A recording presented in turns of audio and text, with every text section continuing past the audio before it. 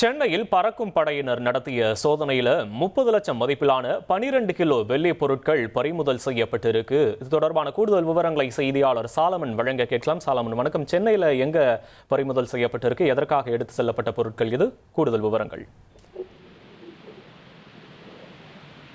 சென்னை திருவல்லிக்கேணி பகுதியில தேர்தல் பறக்கும் படையினர் தீவிரமாக சோதனையில ஈடுபட்டு வந்தனர். அப்போது 11 மணி அளவுல அங்க சோதனையில ஈடுபட்டிருந்த போது அப்போது திடீரென ஆந்திர மாநில வாகனம் ஒன்று அந்த வழியாக வந்து கொண்டிருந்தது. அப்போது தேர்தல் பறக்கும் படையினர் அவர்களை வழிமறித்து அந்த காரை சோதனை செய்த போது அதுல பல்வேறு வெள்ளி பொருட்கள் இருந்திருப்பது தெரிய வந்திருக்கிறது. குறிப்பாக குத்து விளக்கு உள்ளிட்ட பல்வேறு வெள்ளி பொருட்கள் இருப்பதை கண்டு உடனடியாக அதில் வந்த சதீஷ் என்பவரிடம் விசாரணை மேற்கொண்டிருக்கிறார்கள்.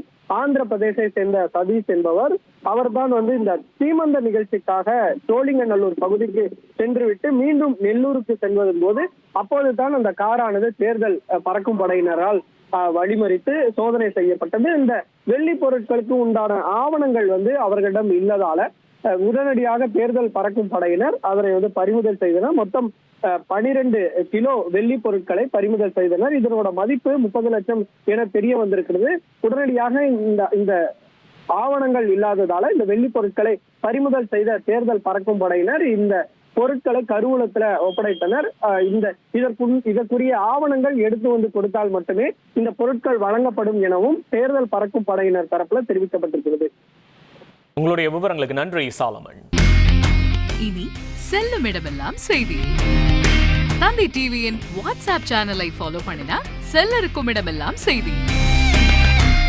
இதோ QR கோட் இப்பவே ஸ்கேன் பண்ணுங்க, ஃபாலோ பண்ணுங்க.